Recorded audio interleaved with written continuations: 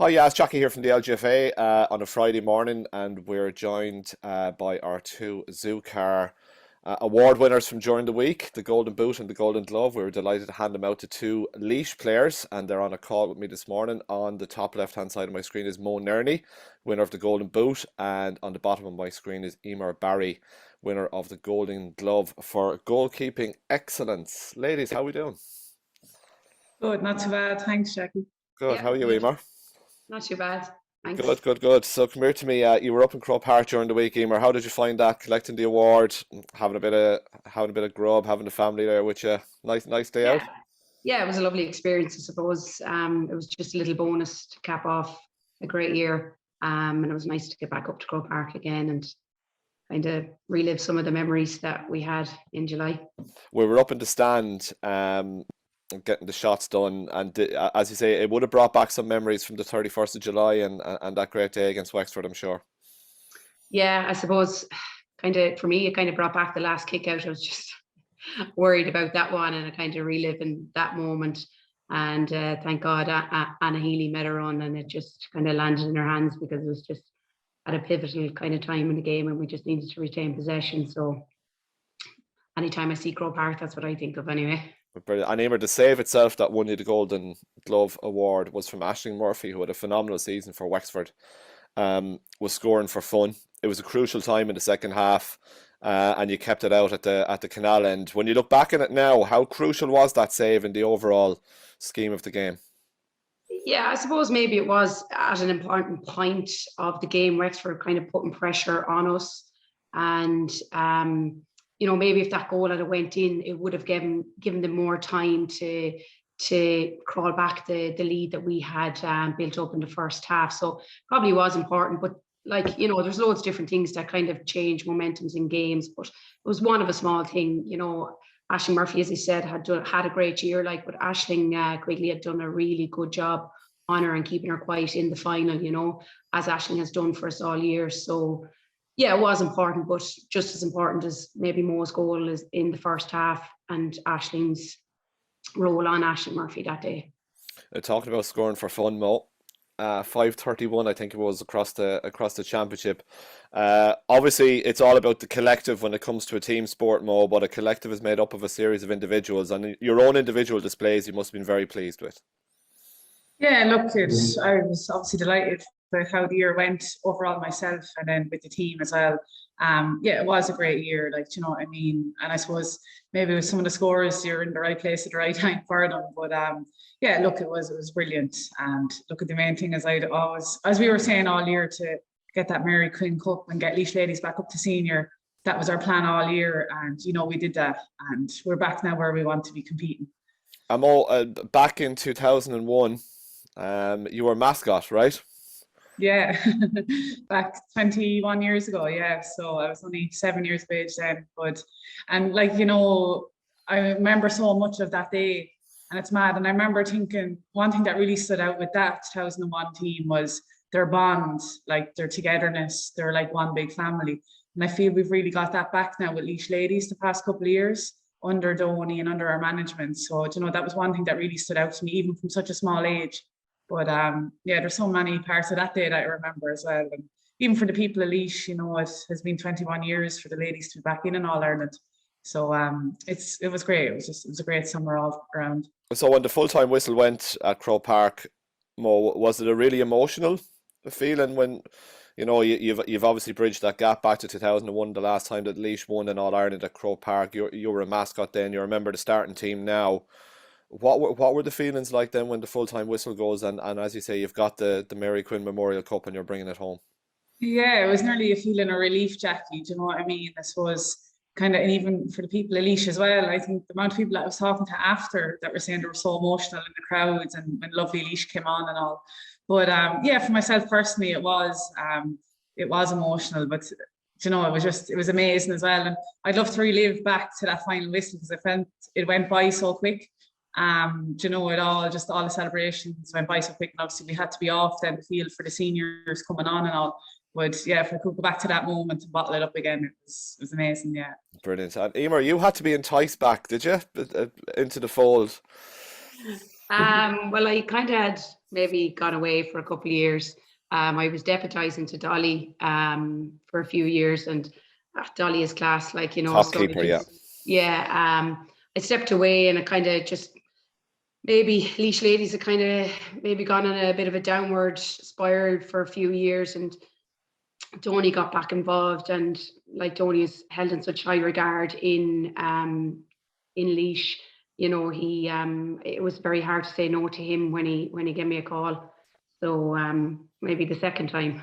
But, you know, it was yeah, I'm so glad I did it now, like, because as Mo has said, like, we have such a fantastic bond between the whole panel, like, you know, and we are really like a family. You'll crack on again next year, will you? Well, sure, if Donny asked me back in, it'd probably be hard to say no now, you know. I'd say there's no fear of that, Mo. Oh, she'll be back. Well, good. There, you've been told now, Eimear. And guys, the individual nature of the awards, I mean, they were introduced last year by ZuCar, who are our performance partner, are also sponsors of the minor championships as well, and Gaelic for Teens sponsors as well. I just think they're two lovely new elements to bring into the competitions. And Mo, were you aware towards the latter end of the championship that you were in the shake-up for it, or was it a case that, you know, this is a little external distraction, I just do my stuff in the field, and if that happens, it happens? Were you aware of it, that you had a chance? Yeah, well, I was aware of it because I seen, all right, but like, I suppose you're just like, you just want to go out and perform, no matter what you do on the pitch. You just want to go out and perform, and it's all about the team, you know. And I suppose after the semi-final, coming into the final, you're just like, just need one more performance, and thankfully it did pay off. From everyone, I think all the Laois players, you know, I mean, they had a great first half, and I suppose in the first half we went up by 9 points. We probably nearly should have went up by more because we missed a lot in the first half with a lot of chances going astray. And then I suppose second half scoring was actually low for Laois, but yeah, look, I suppose I was aware, but at the end of the day, it was just about getting a performance. No matter what you score on the pitch, it's once you're working hard, you know, playing for the team. That's what is instilled in us by Donny, and every girl is the same goal at the end of the day, you know. And then Antrim and Fermanagh were playing in a junior replay, and your Yeah. nearest challenger, Eimear Smith. Yeah, and to be fair to Eimear, she really stood up to it. Like, do you know what I mean? She's a fantastic footballer as well, and she had a great game even in that replay as well. They were just unlucky. They were playing a good Antrim side, but yeah, no, fantastic footballer as well. Brilliant. So Mo, what the day job? So you're based as a garden now in Naas. Yeah. So how's that I- going for you? Yeah, so far so good. I'm new to Naas. I'm only there since the start of the summer. So it's all new to me and a big change, I suppose. I would have never done shift work. So that's all new, but so far so good. And they're brilliant to me up there as well in work. Like, they're so good with trainings and matches and time off and all. So I can't complain. A change, all right, but so far so good. I'm settling in well. Good. Best wishes with it, and we wish you well in the role, Mo. And Eimear, you're a school teacher down in Tipperary. Yeah, I'm down in Clonmel in the home of football, I think, in Tipperary. So yeah, it's great. The school is great. I'm in the high school there in the CBS in Clonmel. So staff are excellent, and the boys are very good as well. So how long have you been there, Eimear? I'm there 6 or 7 years now. Oh, okay. Yeah, I'm there a good few years. I'm there now probably so long you don't remember. You nearly become institutionalized when you go into a school. You're part of the furniture. Yeah. And do you commute up and down then, Eimear? Yeah, I commute up and down just from Banlikill in Laois. So it's about a 55-minute commute. Okay. Yeah, so it gives me time to wake up in the morning, I suppose, de-stress in the evening, then by the time I get home.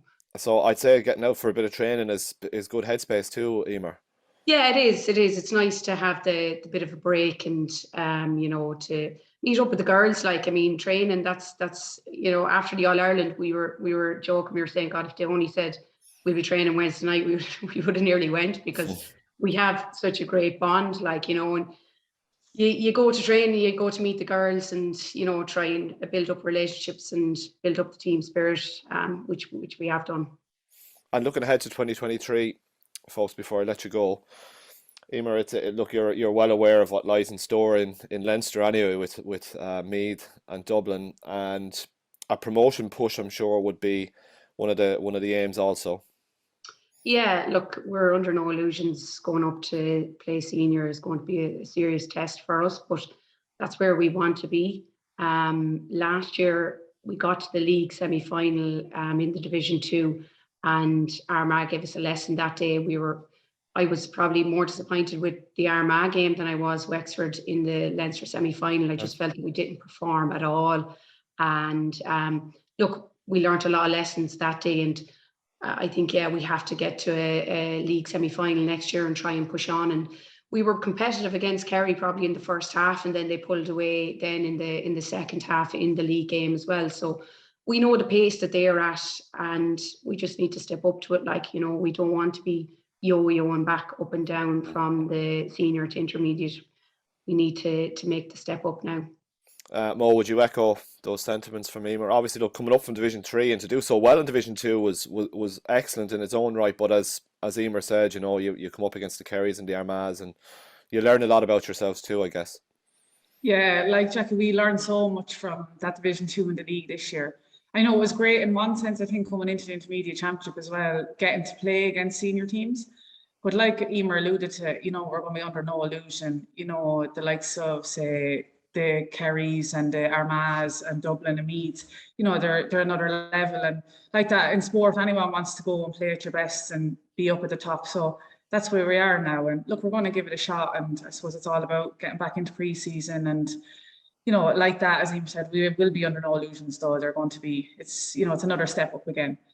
And Mo, just before I let you go, and finally, on a final note, how has your exploits, you know, both individually and as a team, captured the local imagination of the Laois public in recent times? Like at Croke Park in July, there seemed to be a ferocious crowd up from Laois for the finals, and good media coverage as well when we announced your awards during the week as well. How nice is that?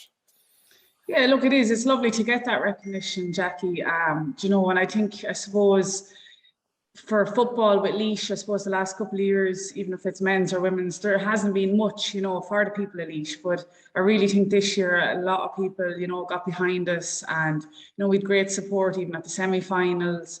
You know, even the games in Leinster as well. We had some home games in Croke Park, and it's great to see so much support. But like that, the media in around Laois as well is great for promoting, and, you know, it's been great. And I think it's no more than the girls deserve, and the effort you put in all year, you know. And I really think now it's nice when you're going around to the schools and to the clubs and you're seeing, or even I was in at the local matches at the weekend, the men's games in Croke Park, and found young girls going around now in their Laois jerseys and things like that. And I was talking to a few parents, and they were saying some of their girls never picked up a ball, and now they're going playing next year and all. So that's great to see. And Josh, it's all about the future as well. And, you know, if you can, you know, I suppose for them young girls now, they would see us as role models, you know, which is nice too. And it's a lovely feeling.